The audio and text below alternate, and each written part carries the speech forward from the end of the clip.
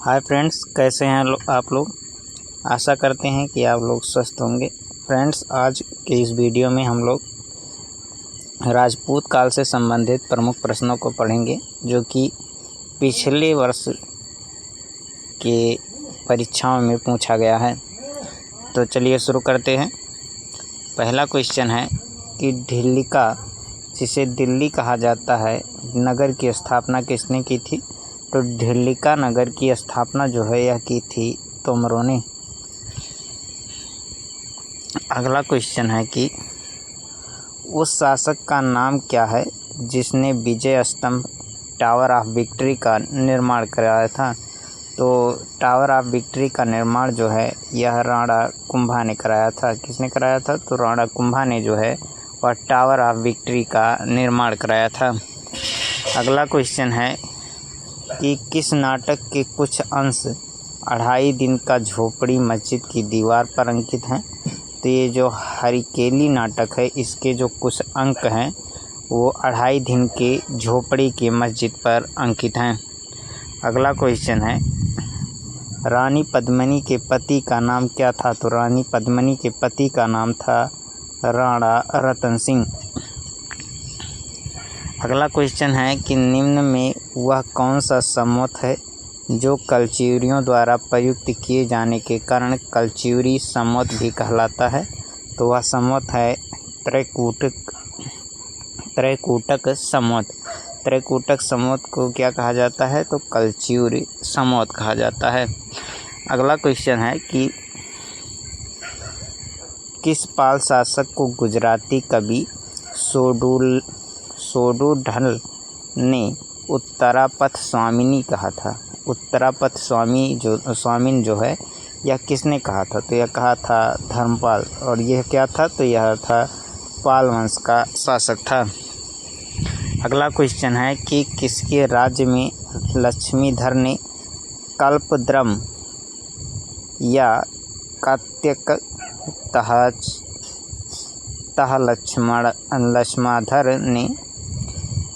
सवाल है किसके राज्यकाल में लक्ष्मीधर ने कल्पद्रम या कत्यक तह लक्ष्माधर ने कल्पद्रुम या कृतकल्पतरु नामक विधि ग्रंथ की रचना की थी। तो यह की थी गोविंद चंद्र ने। गोविंद चंद्र के शासनकाल में जो है लक्ष्मीधर ने क्या किया था? कल्पद्रम या जिसे कत्य तह लक्ष्मधर या जिसे कि कल्पतरु या कृत्य कल्पतरु के नाम से जाना जाता है, इसकी रचना की थी। अगला क्वेश्चन है कि 9वीं सदी में आए अरब यात्री सुलेमान ने किस साम्राज्य को रुहमा कहकर संबोधित किया था। तो पाल साम्राज्य को जो है सुलेमान ने रुहमा कहकर संबोधित किया था। अगला क्वेश्चन है कि राजस्थान के इतिहास का प्रणेता किसे कहा जाता है। तो यह कहा जाता है कर्नल टाड को। कर्नल टाड को जो है राजस्थान इतिहास का प्रणेता कहा जाता है। अगला क्वेश्चन है कि किस विदेशी यात्री ने गुर्जर प्रतिहार वंश की अलगुजर एवं इस वंश के शासकों को बैरा कहकर पुकारा था। तो अलमसूदी जो हैं इन्होंने जो गुर्जर प्रतिहार वंश था उसे अलगुजर कहकर संबोधित किया था, बैरा कहकर संबोधित किया था। गुर्जर प्रतिहार तथा अलगुजर को जो है बैरा कहकर किसने संबोधित किया था? तो यह किया था अलमसूदी ने। अगला क्वेश्चन है कि साम्रांगण सूत्रधार का विषय क्या था। तो साम्रांगण सूत्रधार का विषय था स्थापत्य शास्त्र।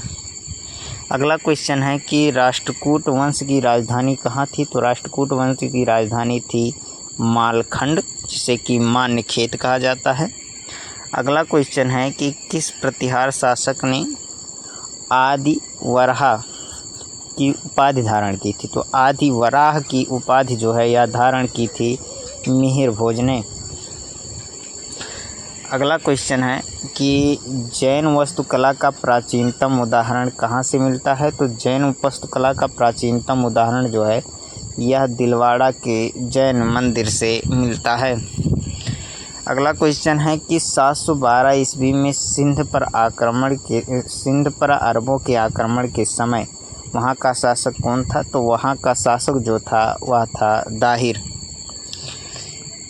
अगला क्वेश्चन है कि कर्पूर मंजरी नाटक के रचयिता राजशेखर को किस प्रतिहार शासक ने संरक्षण दिया था? तो जो महेंद्र पाल फर्स्ट था उसने जो है कर्पूर मंजरी नाटक के रचयिता राजशेखर को अपने राज दरबार में शरण दिया था। दूसरा सवाल पूछ सकता है कि महेंद्र पाल फर्स्ट जो है ये किस वंश का शासक था? तो यह किस वंश का शासक था? प्रतिहार वंश का शासक था। अगला क्वेश्चन है कि किस विदेशी यात्री ने गुर्जर प्रतिहार वंश की अलगुजर एवं इस वंश के शासकों को बैरा कहकर पुकारा था? तो अभी एक क्वेश्चन पहले आया था, किसको कहा था? तो यह कहा था अलमसूदी को, अलमसूदी ने। अगला क्वेश्चन है कि मेढ़ेरा का सूर्य मंदिर किस राज्य में स्थित है? तो मेढ़ेरा का जो सूर्य मंदिर है ये गुजरात राज्य में स्थित है। अगला क्वेश्चन है कि किस शासक के राज दरबार में जैन आचार्य हेमचंद्र को संरक्षण मिला था? तो जो हेमचंद्र को संरक्षण मिला था यह जयसिंह तथा कुमारपाल दोनों के दरबार में मिला था। और ये दोनों जो हैं ये जो जयसिंह तथा सिद्धराचार्य जो तथा कुमारपाल इन दोनों के दरबार में किसे संरक्षण मिला था? तो यह मिला था जैन आचार्य हेमचंद्र को। अगला क्वेश्चन है कि सर्वप्रथम भारत में जजिया कर लगाने का श्रेय सिंध के विजेता मोहम्मद बिन कासिम को दिया जाता है। उसने किस वर्ग को इस कर से मुक्त रखा था पूर्णतः? तो उसने जो है ब्राह्मणों को इस कर से पूर्णतः मुक्त रखा था। अगला क्वेश्चन है कि कलहणकृत राज तरंगड़ी कुल कितने तरंग हैं? तो इसमें कुल 8 तरंग हैं। अगला क्वेश्चन है कि वह प्रथम भारतीय शासक कौन जिसे तुर्क आक्रांता मोहम्मद गौरी का सामना हुआ और जिसने मोहम्मद गौरी को परास्त किया था? तो वह था भीम द्वितीय। भीम द्वितीय जो है वह क्या था? उसने जो है तुर्क आक्रमणकारी जो मोहम्मद गौरी था उसको पहली बार परास्त किया था। अगला क्वेश्चन है कि किस शासक ने कलिंजर के अजय दुर्ग का निर्माण कराया था? तो कलिंजर के अजय दुर्ग का निर्माण जो है यह धंगदेव ने कराया था। अगला क्वेश्चन है कि कर्पूर मंजरी नाटक के रचयिता चंद्रशेखर को किस प्रतिहार शासक ने संरक्षण दिया था? तो महेंद्र पाल फर्स्ट ने जो है कर्पूर मंजरी के रचयिता कौन थे? तो यह थे राजशेखर। इनको जो है किसने संरक्षण दिया था? तो यह दिया था महेंद्र पाल ने। अगला क्वेश्चन है कि निम्न में से भारत का पर पहली बार आक्रमण करने वाला कौन था? तो वह थे अरब। अगला क्वेश्चन है कि पृथ्वीराज रासो निम्नलिखित में से किसने लिखा था? तो पृथ्वीराज रासो जो है यह चंद्रवरदाई ने लिखा है। वर्ष 1100 ईस्वी में निर्मित मंदिर जो भुवनेश्वर के अन्य मंदिरों पर प्रधानता रखता है वह कौन सा है? तो यह है त्रिभुवनेश्वर लिंगराज मंदिर, जिसे कि राजाराज मंदिर के नाम से भी जाना जाता है। दिलवाड़ा का जो जैन मंदिर है कहाँ पर स्थित है? तो दिलवाड़ा का जैन मंदिर जो है यह माउंट आबू पर्वत पर स्थित है जो कि राजस्थान में है। अगला क्वेश्चन है खजुराहो स्थित मंदिर का निर्माण किसने कराया था? तो खजुराहो स्थित मंदिर का निर्माण जो है यह चंदेल राजपूतों ने करवाया था। विजय स्तंभ कहाँ स्थित है? तो यह स्थित है चित्तौड़गढ़ में। विक्रम शिक्षा केंद्र के संस्थापक कौन थे? तो विक्रम शिक्षा या विक्रमशिला विश्वविद्यालय के संस्थापक जो थे वह थे धर्मपाल, जो कि पाल वंश के शासक थे। अगला क्वेश्चन है कि निम्न में से किस मंदिर परिसर में एक भारी भरकम नंदी की मूर्ति है जिसे भारत की विशालतम नंदी मूर्ति माना जाता है? तो यह मूर्ति जो है यह कंदरिया महादेव के मंदिर में है। अगला क्वेश्चन है कि निम्नलिखित में से किसे नए संवत चलाने का यश प्राप्त है? तो यह प्राप्त है लक्ष्मण सेन को। तथा गीता गोविंद के रचनाकार जयदेव किसकी सभा को अलंकृत करते थे? तो जयदेव जो है यह लक्ष्मण सेन की सभा को अलंकृत करते थे।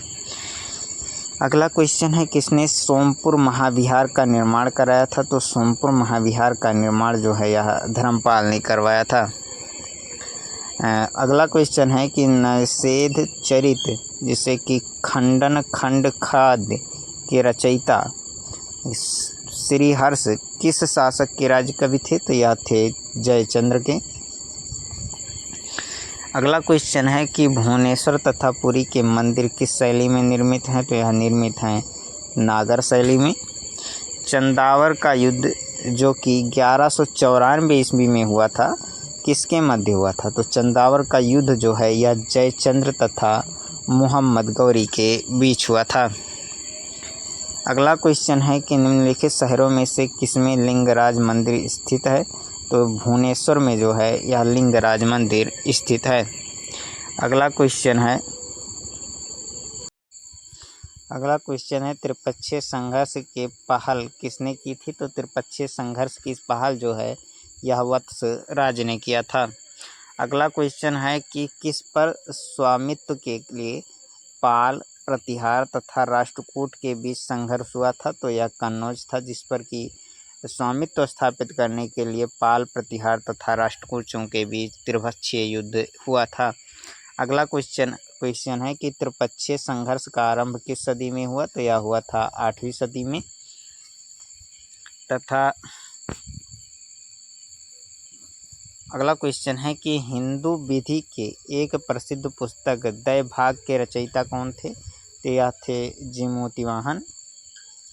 रामचरित की रचना किसने की? तो रामचरित की जो रचना है यह की थी संध्याकर नंदी ने। किसने? संध्याकर नंदी ने जो है रामचरित की रचना की थी।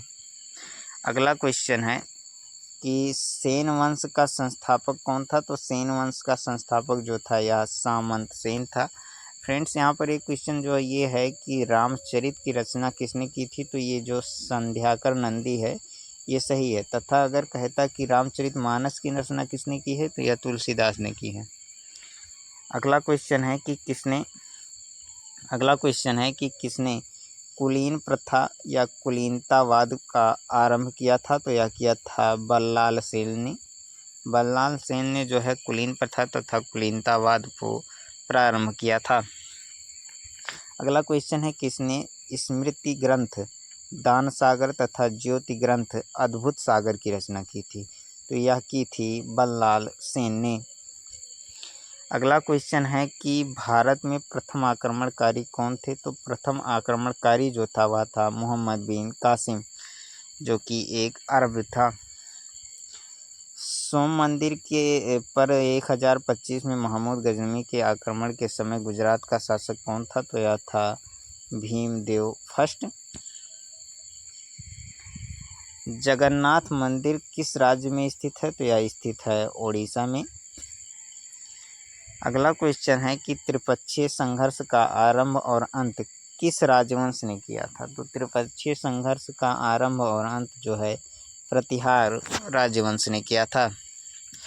अगला क्वेश्चन है कि कायस्थों का एक जाति में प्रथम उल्लेख कहाँ मिलता है? तो यह मिलता है ओशन स्मृति में।